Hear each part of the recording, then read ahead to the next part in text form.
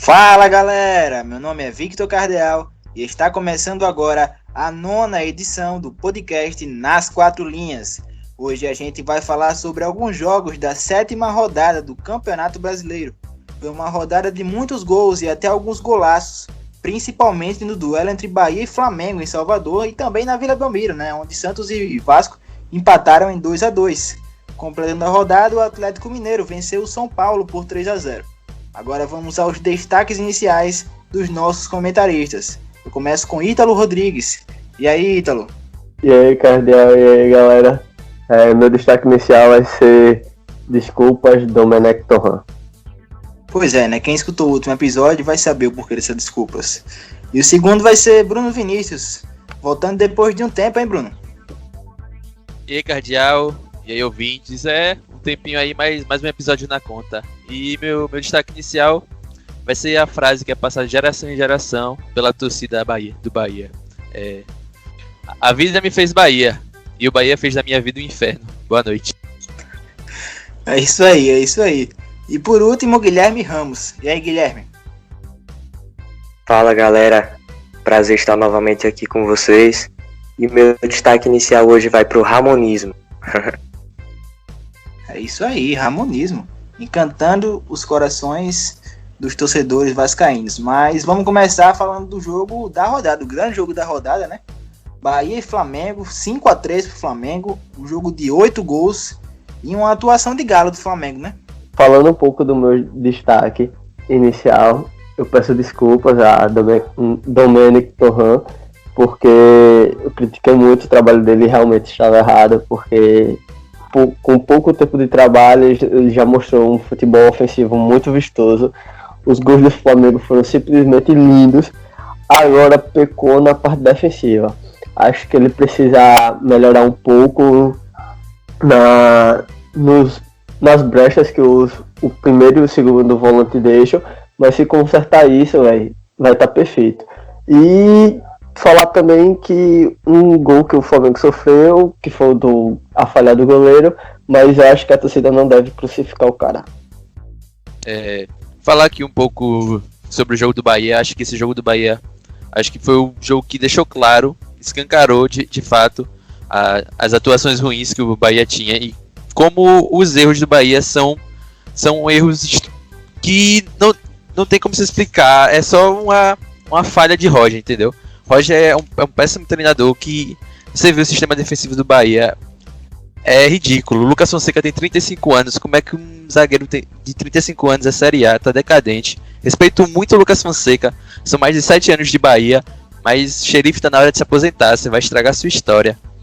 E não vou nem falar de Anderson, porque só de lembrar desse goleiro eu fico doido da cabeça. Não tem como um time de Série A e ter Anderson no gol. É inexplicável. Se continuar desse jeito, Diego Sérgio, se você estiver me ouvindo, se continuar desse jeito, a gente vai cair pra Série B, velho. Presta atenção nesse negócio. Um salve pra ir pra Danielzinho e Rodriguinho, que nem Noé tentou carregar tanto animal. Mano, Que isso? Bruno, eu queria fazer uma pergunta. Pode falar, Bruno. Assim, eu não tenho tanta propriedade pra falar sobre o futebol do Bahia e tal, mas assim, pelo que eu vi, o sistema ofensivo do Bahia era bem treinado. Porque não era aquele time que jogou no chutão ou então na individualidade de jogadores. Pra mim, eu acho que tinha um esquema de jogo ofensivamente. Defensivamente, realmente, o Bahia tava uma draga. Amigo, eu discordo de você dessa forma. Eu não acho que é bem treinado. Eu acho que destaca o individual nessa parte. Se você pegar Nino Paraíba, ele não acerta um cruzamento. Ele chega pela direita para perder a bola. Eu acho que foi mais mérito de Danielzinho, que saiu da caixa. Lembrando, Danielzinho era titular, era reserva até um tempo desse. Eu não sei como Danielzinho, com aquele futebol, é reserva. Rodriguinho, não posso falar nada. Quando ele joga bem, não tem o que fazer, ele quebra mesmo a linha de defesa do outro time. Mas não tem o que fazer. Tipo, se você pegar Roger, é uma hierarquia que fala, né? Você vê o torcedor do Bahia. É claro que, tipo, quem não acompanha muito, quem não vai falar que é uma decisão ter demitido ele, foi uma decisão do nada, que não vale a pena um jogo só. Mas se você vê a sequência de jogos do Bahia, é ridículo. Roger é um treinador que é muito fácil de se ler. Você sabe o que Roger vai fazer. Isso é de antigo, entende? Mas eu discordo muito de você. Acho que foi uma boa partida de jogadores individuais, não um elenco que se jogou bem. Ah, tá, entendi. Só queria fazer um adendo, que você criticou o Nino Paraíba. Queria lembrar que Sormani, no Fox Sport Rádio, disse que se Nino Paraíba estivesse no elenco do Barcelona, no lugar de Daniel Alves, Barcelona, Nino Paraíba seria a mesma coisa que Daniel Alves, só que é desse adendo aqui. E tô lembrando aí uma declaração polêmica, né, do Fábio Sormani. Guilherme, quer falar alguma coisa sobre esse jogo? Eu não assisti o jogo, então eu não tenho muito o que falar do jogo em si, mas falando um pouco do Flamengo, é aquela coisa, tem que deixar o homem trabalhar. Não dá pra cobrar um cara que chegou em menos de uma semana, foi pra campo, perdeu e querer cobrar o resultado dele, querer cobrar o desempenho dele em tão pouco tempo. Você vê, ele teve aí uma semana de folga e o Flamengo já foi outro time contra o Santos e já foi outro time contra o Bahia. Então é uma questão de tempo, de adaptação, de conhecer elenco. E eu acho que a partir de agora vai ser uma crescente muito grande para o Flamengo e deve voltar a conquistar assim, campeonatos este ano. Então, mano, sobre isso eu fui um dos caras que mais critiquei ele, mas eu critiquei por um motivo. Só um segundo. Eu critiquei porque ele já chegou dando declaração dizendo que conhecia o elenco, que não ia mudar muito. E nitidamente ficou escancarado que ele não conhecia o elenco e já no segundo jogo ele mudou muito. Então foi algo que ele se contradiz muito. E pra mim isso me deu um medo muito grande. Me lembrou muito o Abel. Por mais que sejam pessoas totalmente diferentes, ideias diferentes, mas isso me lembrou muito ele. E isso me deixou com muito medo. Mas assim, Ítalo, a gente critica tanto os técnicos brasileiros que são ultrapassados, que têm limitações, mas, cara, essa cultura prejudica muito o trabalho deles. Eles já entram no emprego com a corda no pescoço, eles não têm tempo de colocar suas ideias em prática, muitas das vezes. E aí acontece muito disso, jogar com medo de perder, entendeu? Então eu acho que quanto mais tempo der pro treinador, melhor. Agora, lógico, se vê que o cara tá na zona de conforto, não muda, como é o caso, por exemplo, do Luxemburgo no Palmeiras, aí sim eu entendo quem quer a cabeça do cara, entendeu? Entendi, saquei, e concordo muito com você, e até puxando para outro lado, Roger teve muito tempo no Bahia, não foi, Bruno? Acho que foi um técnico que pegou desde a metade do ano passado, não foi? Foi, exatamente. Assumiu o primeiro turno ainda do ano passado, com essa ideia de Moreira. Mas teve trabalho assim, primeiro turno, vou dizer até que bom, mas pós-segundo turno despencou totalmente. Acho que os times conseguiram ler muito bem o que o Roger estava fazendo e se tornou um técnico ultrapassado dentro do futebol brasileiro. E falando um pouco sobre o Domenech, eu acho que uma partida muito boa do Flamengo mesmo, como vocês citaram aqui. Claro que com os erros grotescos do Bahia, mas eu acho que o Flamengo conseguiu fazer o que São Paulo e Palmeiras não fizeram, que era se aproveitar desses erros bestas que o Bahia tem e vão continuar aparecendo. Eu acho que uma linda partida, como sempre, de Everton Ribeiro, que vou fazer aqui minha opinião, é o maior jogador que joga no futebol brasileiro da década. E não ligo se vocês não concordam, é minha opinião, isso aí ela importa. É isso aí, eu vou tentar fazer um panorama geral aí do que vocês falaram, começando pelo Roger, né? O Roger que já vinha há algum tempo ameaçando cair do Bahia, né? Na derrota pro Ceará na Copa do Nordeste, na final da Copa do Nordeste, ele ficou por um fio, quase foi demitido, mas acabou que se segurou um pouquinho ali até o início do Brasileiro, mas depois dessa derrota humilhante, como foi pro Bahia, essa derrota pro Flamengo, ele não resistiu, acabou caindo. É um cara que apareceu muito bem no início da carreira naquele Grêmio, né? Teve algumas oportunidades no Atlético Mineiro, no Palmeiras, que se mostrava até ser promissor, mas que não supriu com essas expectativas. Como vocês falaram aí, ele teve tempo, quase um ano já, ou se já não tiver mais de um ano, o Bruno pode me corrigir aí. ele à frente do Bahia, então ele teve tempo, pegou essa temporada no início e realmente não conseguiu fazer o time render, né? E aí já entrando no jogo, o Flamengo já com 1 minuto já mostrou a que veio, né? Pressionando o Bahia em cima, na área do Bahia mesmo, uma marcação altíssima, como a gente sempre viu com o Jorge Jesus, uma marcação que deu o resultado, né? O Flamengo quase fez o gol naquele chute de Everton Ribeiro, e aí na saída de bola já daquele chute no tiro de meta, né, do Bahia, o Bahia foi tentar sair jogando na pequena área, o Lucas Fonseca acabou errando junto com o Anderson, e aí o Pedro aproveitou, e aí o jogo já fica favorável ao Flamengo, já com 2 minutos de jogo. O Flamengo fez 20 minutos de jogo, os 20 primeiros minutos de jogo do Flamengo foram praticamente perfeitos. O Flamengo sufocou totalmente a equipe do Bahia, o Flamengo encurralava o Bahia, encurralou o Bahia, né? O Flamengo pressionou bastante, não deixava o Bahia respirar, o Bahia não conseguia respirar, o Flamengo roubava a bola, transição ofensiva rápida, toques envolventes, os jogadores se encontrando no campo muito bem, dialogando muito bem, tocando a bola rápido e em direção ao gol. E aí o Pedro faz 2-0 com aquela jogada, a bola que bate nas 2 traves e entra, né? É o Pedro que recebeu a bola do Arrascaeta, o Arrascaeta que fez uma belíssima partida junto com o Everton Ribeiro, né? Ele que jogou mais, como jogava um pouquinho mais com o Jorge Jesus, o Flamengo jogou ali no 4-4-2, mas quando atacava era basicamente... É isso aí, mas quando atacava era praticamente um 4-2-3-1, né, com o Everton Ribeiro bem aberto na direita, o Pedro Rocha bem aberto na esquerda, com a amplitude muito grande, né, que é exatamente um dos principais pilares do jogo posicional que o Domi tenta implementar no Flamengo. O Arrascaeta flutuando por trás ali, mais pela esquerda, mas flutuando mais por trás ali do Pedro, dialogando mais com o Pedro.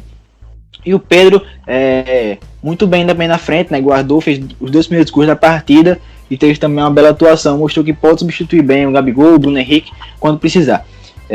O Bahia se aproveitou depois, né, das falhas defensivas do Flamengo. O Flamengo ainda tinha um pouco de dificuldade nessa transição defensiva, né, e acabou sofrendo o gol pelo lado esquerdo, que o lado esquerdo, apesar de o René sempre passar bastante segurança da torcida, o lado esquerdo foi, não sei se é por causa do René em si, mas o sistema por ali, também talvez o ataque do Bahia, insistia mais pelo lado esquerdo e levava perigo. Não foi à toa que o primeiro gol do Bahia saiu assim, né? Uma jogada pelo lado esquerdo da defesa do Flamengo, o lado direito do ataque do Bahia. O Bahia diminuiu com o Rodriguinho, num belíssimo chute, sem chance de defesa para o Gabriel Batista. E aí o Flamengo, o jogo era frenético, era lá e cá o tempo todo.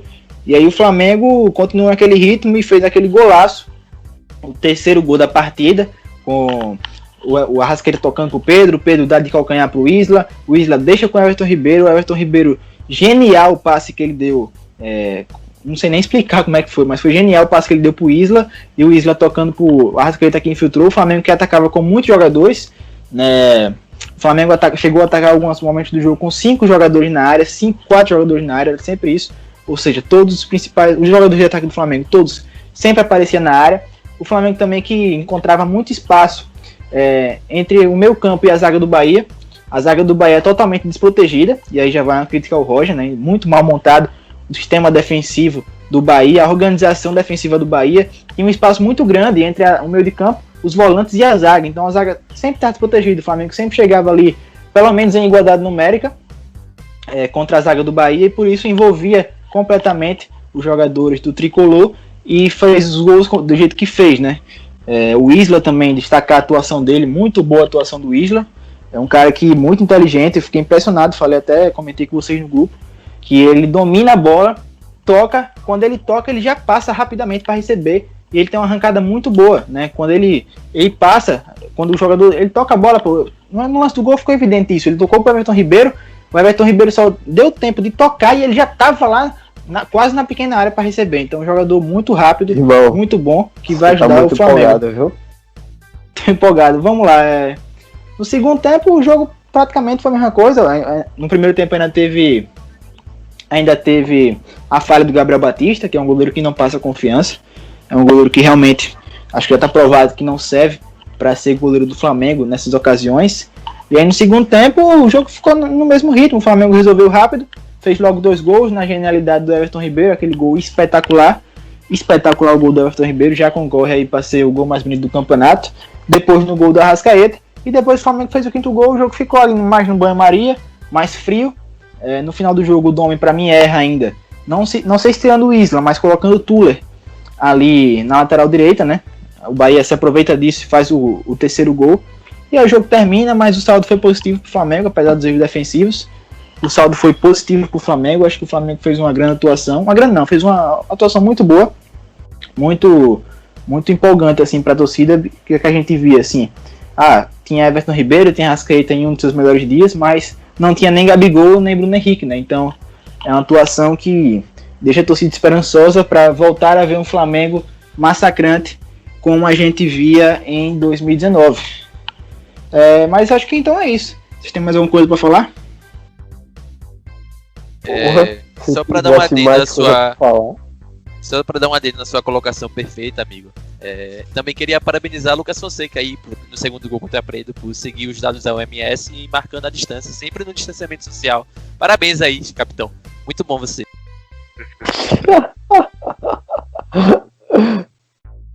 Então é isso, né? Agora vamos falar do outro jogo da quarta-feira que a gente separou aqui. O Santos e Vasco, 2-2 na Vila Belmiro. E aí, o que vocês têm para falar sobre essa partida? Sobre esse empate aí, inesperado até, né? Totalmente inesperado, até pela própria torcida do Vasco. Porque foram 8 desfalques, incluindo a zaga titular, os 2 pontas, Thales Magno e Vinícius. E mesmo assim, o Vasco preservou as ideias que tinha com o time completo.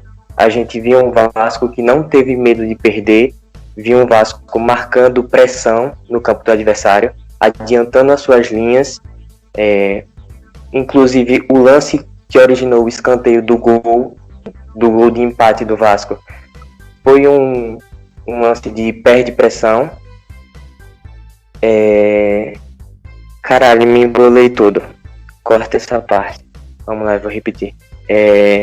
Surpreendente o resultado, porque a própria torcida não tinha expectativa alguma com o Vasco, já que tinham 8 desfalques por causa do coronavírus, por causa de suspensão, zaga titular e os pontas reservas, e mesmo assim o Vasco preservou as ideias que tinha com o time titular. A gente viu um time muito forte na marcação alta, viu um time que era muito bem compacto na defesa, tanto que o Santos não criou nada com a bola rolando, os gols foram de bola parada, e é isso, cara.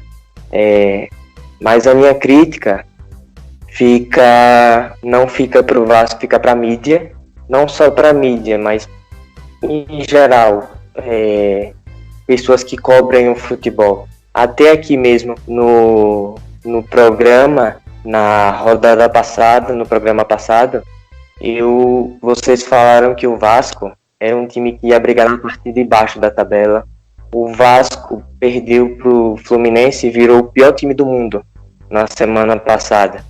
Só que ninguém se dá o trabalho de procurar e saber que o Vasco jogou extremamente desfalcado contra o próprio Fluminense.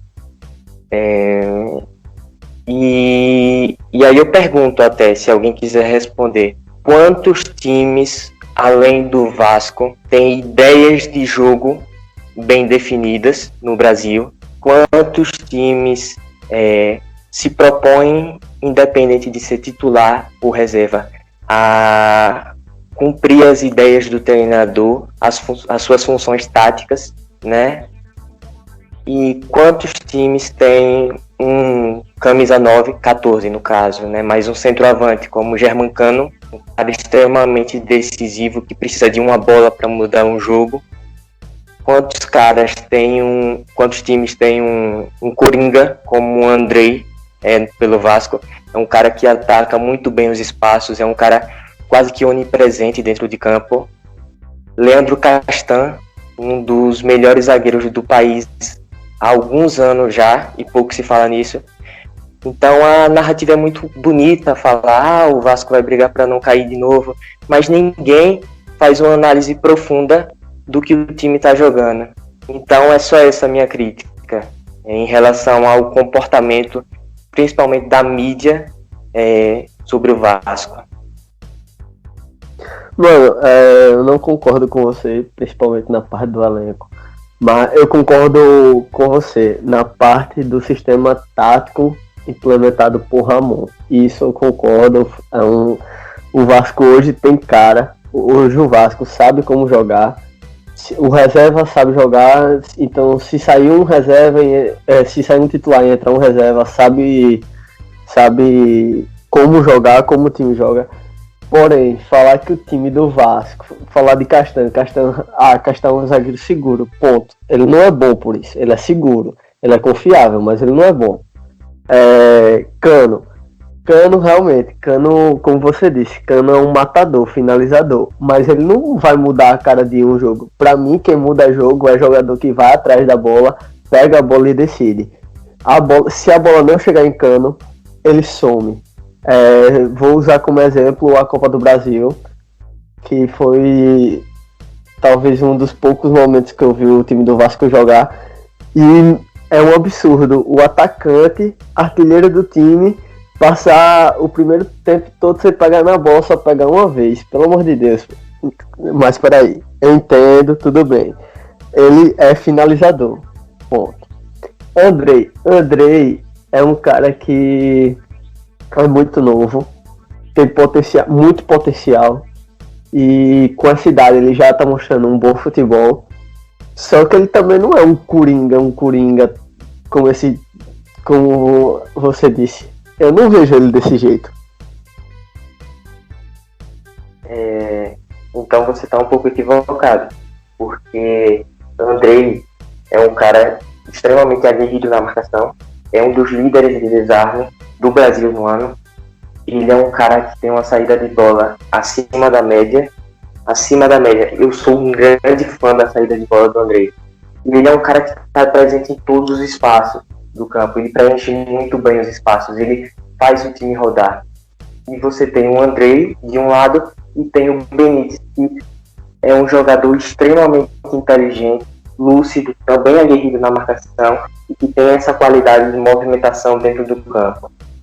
E sobre o Cano, cara, me desculpe, mas o que eu falei aqui foi o seguinte: quantos times tem um centroavante com poder de decisão que o Germancano tem? Não tem, cara. São 3 Mas gols. ele não é decisivo. Hã? Mas ele não é decisivo. Não é decisivo. Ítalo, ele fez o gol que classificou o Vasco na Sul-Americana. Ele fez o gol que classificou o Vasco na primeira fase da Copa do Brasil. Ele fez os 2 gols que deram a vitória contra o São Paulo. Ele fez o primeiro gol que fez o Ceará ter que sair mais e tomar o segundo e o terceiro contra o Vasco. Então, pelo amor de Deus, cara, se falar um negócio desse que ele não é decisivo... Ele é artilheiro. Isso se chama ser artilheiro, fazer a função que ele foi comprado para fazer. Ele ser atacante. E um centroavante que faz gols, classifica o time, que dá a vitória ao time, que dá o empate ao time, isso não faz dele um jogador decisivo? Pra mim, Bastos é mais decisivo do que ele. E antes que... Rapidão. Só pra falar do que você falou de Andrei, você falou que ele marca bem e tal. Também concordo que ele tem uma marcação boa, pode ter um passe bom, não vê.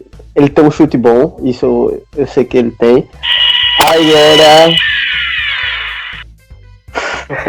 Agora, cara, você falou que ele é bom na marcação, mas na saída de bola, fazendo a jogada de saída de bola, o gol que originou a falta de Marinho, que ele fez o gol, quem errou foi o Andrei. Ele errou, mas é um lance, cara. Assim como o Felipe Luiz errou no jogo contra o Flamengo, o jogo tal, assim como qualquer grande jogador pode errar, cara. Não existe isso, cara. Caralho, eu esqueci o que eu ia falar. Corta essa parte aqui, vou salvar. 26 minutos. Epa! Rapaz! E você falar que o Felipe Bastos é mais decisivo que o Germancano, pelo amor de Deus, cara. Pelo amor de Deus. O Vasco é um time que não rifa a bola. Eu não sei se você viu o jogo contra o Santos, mas o Vasco se rifou a bola 3 vezes durante o jogo todo. Foi muito. O Vasco sai tocando a bola. E o principal responsável que vai lá na zaga, pega a bola, sai com ela, corre o campo todo, aparece no ataque, é o Andrei. É o Andrei, cara. E tu fala isso aí, pelo amor de Deus. O cara Não, é o eu jogador assumi. que faz o Vasco. Eu assumi que o Andrei joga bem. Sim, mas falar que ele citar um erro dele pra dizer que ele não é esse cara todo na saída de bola, pelo amor de Deus, cara. Porque eu não vejo ele, esse jogador todo. Como eu disse, ele tem potencial pra ser, mas ele não é. Ele tem potencial pra ser. E aí eu vejo isso e eu sou obrigado a ouvir, por exemplo, que o Fluminense vai brigar pelo G6 e o Vasco pela parte de baixo da tabela. Pelo amor de Deus, cara. Ou faz uma análise concreta, estudada, ou não faz isso aí, não. Porque isso aí é uma análise preguiçosa, cara. Me desculpe. Cara, mas Senti o golpe. Essa aí foi pra mim. Vamos lá, eu vou entrar aqui na discussão de vocês. Eu discordo de Ítalo em 2 pontos. Primeiro que ele fez uma contradição aí, porque ele falou que Castan é um zagueiro seguro, um zagueiro confiável, mas não é bom. Então eu já não entendi isso aí. E discordo quando ele falou que Cano não é decisivo. E discordo ainda mais quando ele falou que Felipe Bastos é mais decisivo que Cano. Aí eu já discordo completamente. Cano ele é um jogador que, cara, ele precisa de 1 ou 2 bolas para fazer gol, tá ligado? Se ele tiver 2 oportunidades de gol no jogo, é quase certeza que ele vai fazer pelo menos 1. E como o Guilherme falou, e o Guilherme citou vários jogos em que ele foi decisivo, né? Em que ele teve uma bola e foi decisivo pro Vasco, nos 2 gols contra São Paulo, na Sul-Americana, na Copa do Brasil, citou várias vezes aí. Então acho que ele é um jogador sim decisivo, entendeu? Ele é um cara que, quando a bola chega, quando ele tem as oportunidades, ele não desperdiça. Isso faz dele ser decisivo. Sobre a questão do Fluminense brigar pelo G7, G6 e o Vasco brigar mais na parte de baixo, cara, foi uma análise que eu fiz assim, baseada um pouco mais no elenco dos times, né? O Fluminense tem um time mais talentoso, na minha opinião, com o Nenê, com o Evanilson na frente, que é um centroavante que eu gosto também, apesar de talvez o Cano se superior a ele, mas o Evanilson também que pode ir embora, né? O Evanilson, o Crystal Palace tá interessado em levar ele. Eu vejo mais talento no Fluminense, eu gosto mais do time do Fluminense do que o time do Vasco. E acho que o Odaí, que pra mim é um treinador bem mais ou menos, se ele organizar minimamente o time, ele tem mais condições de brigar de repente por um G6, por um G7 do que o time do Vasco. Falando um pouco mais sobre esse jogo, eu vi o segundo tempo só praticamente, mas pelo que eu pude perceber, pelo que eu pude extrair da partida, eu vi que o Vasco fez uma estratégia bem parecida com a que o Flamengo fez. Não estou dizendo que o Vasco imitou o Flamengo, mas assim, o Vasco já jogava assim, né? Então que a estratégia do Vasco, o estilo do jogo do Vasco encaixou com o do Santos para que o Vasco conseguisse um bom resultado, porque o Santos é um time que tem jogadores rápidos, então jogadores como Marinho e Solteiro, então você não pode dar campo a esses jogadores, você não pode dar o contra-ataque ao Santos, ficar exposto para receber ataque do Santos, você não pode. Foi isso que o Vasco fez. O Vasco tem um bom sistema defensivo, como o Guilherme falou, e foi isso que o Flamengo fez. Não deu campo a Marinho, não deu campo a Solteiro, ficou ali atrás, não sofreu gols de bola rolando, como o Guilherme falou aí. O Flamengo não sofreu, o Vasco sofreu de bola parada, né? E o Santos é um time que cede muitas chances ao adversário, muitas chances de gol. O Santos é um time que deixa muito espaço atrás. Então o que foi que o Vasco fez? O Vasco conseguiu explorar esses espaços. Não foi à toa que no último lance do jogo o Ribamar sai na cara do gol e perde aquele gol incrível, né, que poderia ter dado a vitória ao Vasco. Eu acho que o estilo de jogo do Vasco, o jeito que o Vasco joga, encaixou com o que o Santos se dá mal, né, com o que o Santos não consegue fazer boas partidas. E isso fez com que o Vasco conseguisse sair com esse bom resultado.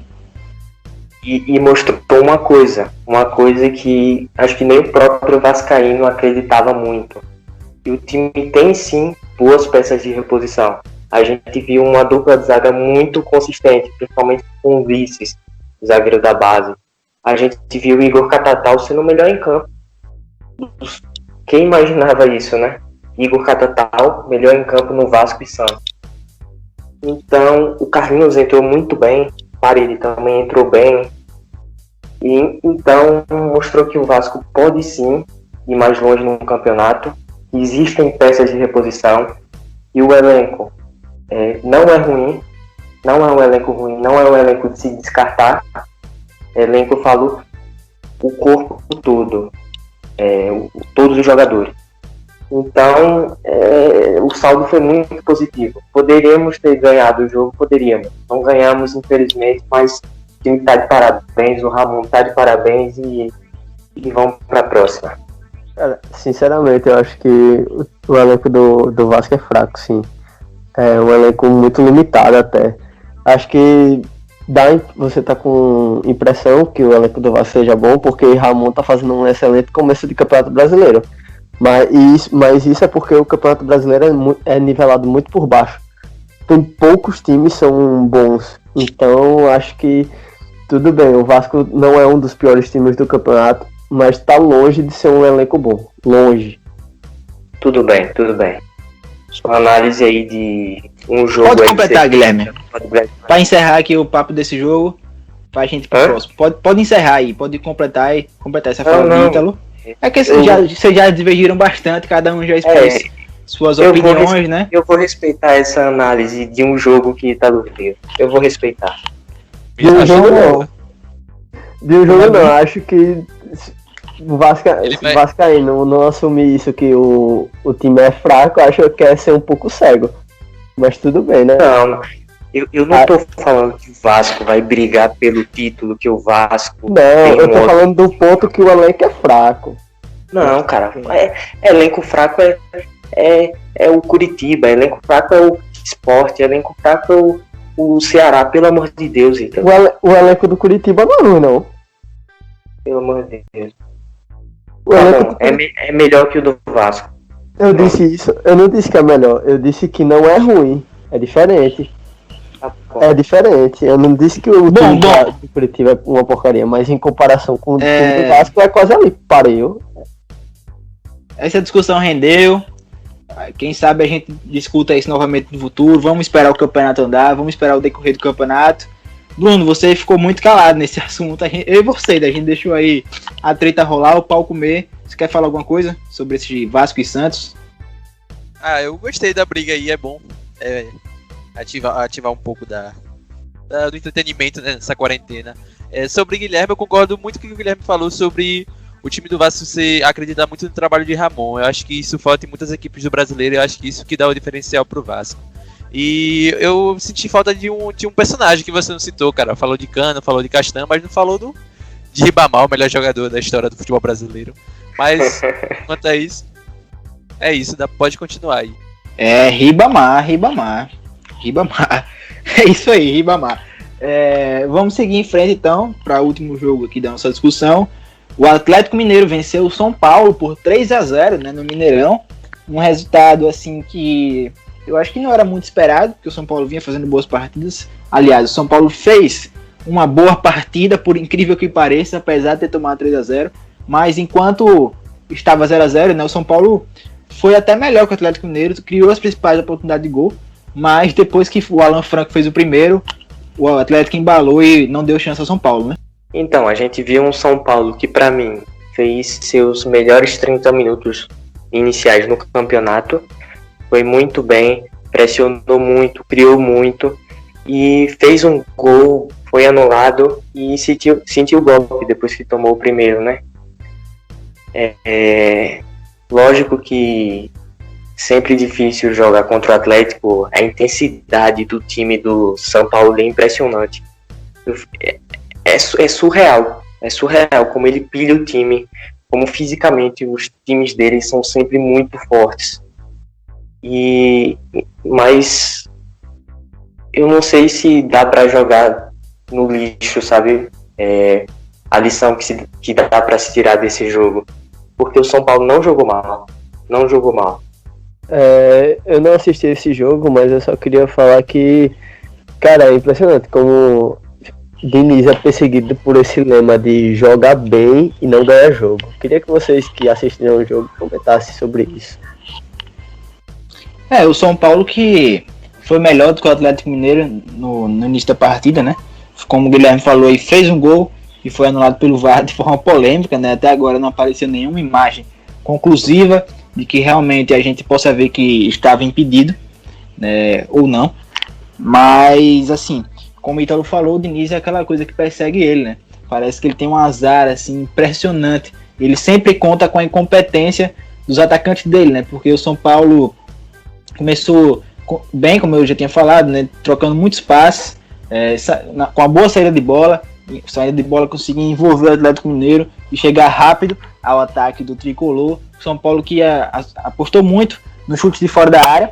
Foram alguns chutes de fora da área ali que o Rafael fez defesas, teve bola do Paulinho Boia no travessão, teve bola do Luciano no travessão. Então o São Paulo desperdiçou várias oportunidades de gol.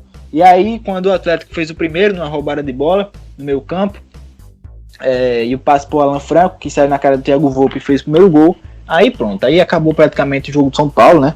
O Atlético Mineiro passou a dominar completamente, depois fez o segundo gol, também com o Alan Franco, numa falha para mim defensiva do São Paulo. A defesa do São Paulo ficou olhando o Atlético jogar, e o Alan Franco fez o 2-0, e aí logo com 13, 14 de segundo tempo, um negócio desse, na jogada de escanteio, o Júnior Alonso desvia no segundo pau, e o Jair entra na pequena área para fazer o terceiro e fechar o placar, né? Uma jogada também que, assim, não sei se chegou a ser uma falha, mas foi um gol evitável, era um gol evitável pro São Paulo. E aí depois disso o jogo ficou mais no banho-maria, algumas oportunidades de gol para cada lado. São Paulo chegou a ter uma clara, na minha opinião, com o Pablo, que o Pablo acabou demorando demais a finalizar e deu tempo da zaga do Atlético fechar ali, afastar o perigo. O Atlético também assustava, botou a bola na trave, e terminou assim 3-0 pro Atlético. Acho que o Diniz só não cai hoje porque ganhou essas 3 partidas anteriores, né? Porque senão provavelmente o Fernando Diniz estaria na rua hoje. Se esse jogo tivesse sido há umas 3 rodadas atrás, com certeza estaria fora do Fernando Diniz, mas como ganhou o fôlego com as vitórias anteriores, ele segue no trabalho, eu acho. O Sampaoli, né? Sampaoli aí, segundo colocado, terceiro do campeonato, ainda atrás de São Paulo, um jogo a menos, né? Por causa da final do Mineiro, e que provavelmente vai brigar pelo título com o Internacional, que segue muito bem, e com o Flamengo, né? Que deve ser outro candidato ao título. Cardeal, um ponto que eu acho desse time de São Paulo, que eu acho que é o que mais frustra o torcedor são paulino, é a sensação de falso controle que o time de Diniz passa. É um time que acho que todo episódio fala isso, mas não tem como esconder isso. É um time que na frente você tem um esquema, tem a posse, tem um meio de chegar ao gol, mas não tem um equilíbrio atrás. Falta o equilíbrio para se transformar num time que busca título, busca ser uma potência do futebol brasileiro, como foi o Flamengo do ano passado, ou o Corinthians do primeiro turno daquele time campeão, que eu esqueci o ano. Mas eu acho 2018. Exatamente. Eu acho que falta muito ainda pro São Paulo querer voar alto nesses esquemas ainda. Na verdade, só corrigindo, acho que foi 2017. Isso. Só para completar o seu raciocínio, Bruno, acho que também passa muito. Essa incompetência dos atacantes também são escolhas ruins de chute. Eu não vejo, mas acho que o time do São Paulo finaliza muito, e eu acho que as finalizações são escolhidas de maneira errada. Eu acho que isso passa muito pelo técnico também. Eu não, queria saber a opinião de você, Cardeal e Goiaba, que assistiram o jogo. A gente já teve essa discussão antes, quando a gente falou daquela eliminação do São Paulo no Campeonato Paulista, mas eu acho que não seja culpa do técnico, não. O jogador finaliza mal. Finalizou mal porque talvez falte qualidade, falte concentração na hora e a própria utilização, né? Qualidade na finalização. Acho que não é culpa dele, não. Mas é claro, como o Bruno falou aí, é um falso domínio, né? Porque é um time que ameaça o gol adversário, mas que se não fizer o gol, é um time vulnerável para o tempo todo tomar um gol, né? Qualquer momento pode levar um gol. Foi assim que aconteceu hoje. Dominava, criou chance, perdeu a chance, não aproveitou. E aí quando o Atlético chegou, levou perigo e fez os 2 gols logo no primeiro tempo para matar a partida praticamente, né? Não, foi bem isso. E, assim, só fugindo um pouco do assunto do jogo em si, uma coisa que eu acho curiosa no trabalho do Diniz no São Paulo é que se você pegar essas 3 vitórias seguidas, você vai ver que foram os piores jogos que o São Paulo fez, assim, piores entre aspas, ganhou, mas que mais fugiu do estilo do próprio Diniz. e foram os que venceram. E aí hoje que volta o time totalmente à cara dele, ele toma uma sapatada, né? Então, não é nenhuma crítica assim muito profunda, mas curioso, né? Curiosa essa situação. Cara, esse ponto que você tocou, pra mim, eu acho que é o principal do trabalho de Fernando Diniz. Acho que falta ele ainda achar um sistema de jogo que condiz com... combine, que falta... Como é uma junção de tudo. Eu acho que tudo que vocês falaram sobre Diniz, eu acho que é muito isso, tá ligado? Falta alguma peça, alguma coisa que muito... Eu acho que sim. Falta uma transição defensiva melhor, sabe? Eu acho que o grande problema dos trabalhos de Diniz é isso. E infelizmente, porque pra mim ele é um cara com ideias maravilhosas, ele não tá encontrando isso, né?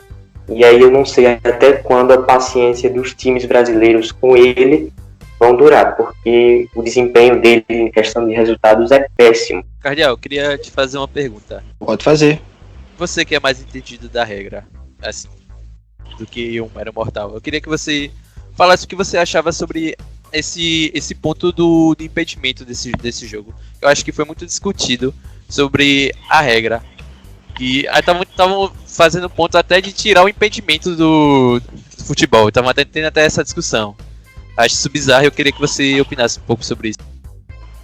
Assim, sobre o impedimento dessa partida em específico, né, no gol do Luciano, até agora não apareceu nenhuma imagem que fosse conclusiva para dizer, não, tá impedido.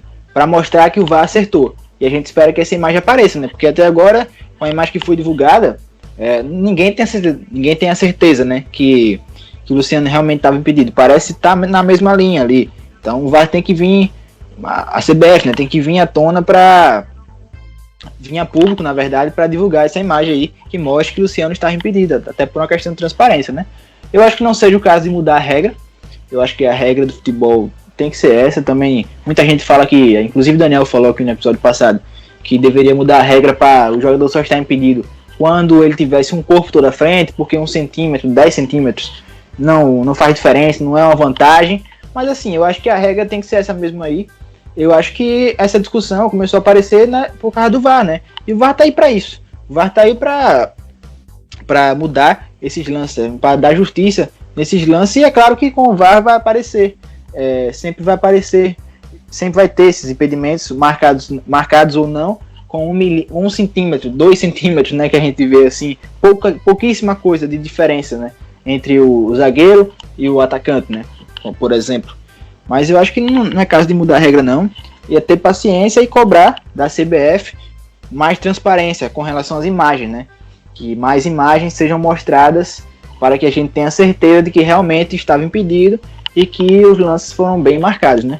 Mas então é isso, eu acho que estamos chegando já nas considerações finais aqui do 9º episódio do Nas Quatro Linhas, fazer um panorama geral aqui da próxima rodada dos times envolvidos aqui que a gente falou, né? O Bahia vai visitar o Inter no Beira-Rio, o Flamengo recebe Fortaleza no Maracanã, o Santos vai até Fortaleza enfrentar o Ceará lá no Castelão, o Vasco recebe o Atlético Paranaense, o Atlético Mineiro vai a Curitiba pegar o Coritiba, né? Lá no Couto Pereira.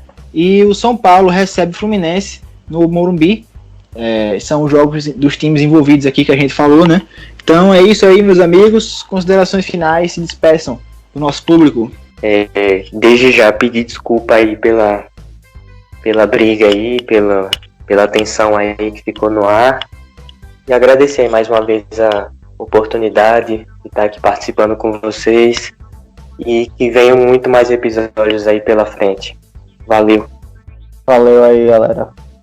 Dando aqui meu agradecimento a vocês, amigos, por mais um episódio. E deixando aqui minha indignação. Fora Serre. Boa noite aí. E bom mês aí pra vocês. Então é isso. Muito obrigado a você que nos escutou até aqui. Obrigado aí pela audiência. Continue inscrito aí no nosso canal no YouTube. Também acompanhando a gente no Spotify, que logo mais sairão mais episódios. Siga a gente no Twitter, @nas4linhas, também no Instagram, @nas4linhas. É isso então, valeu, até a próxima e fui!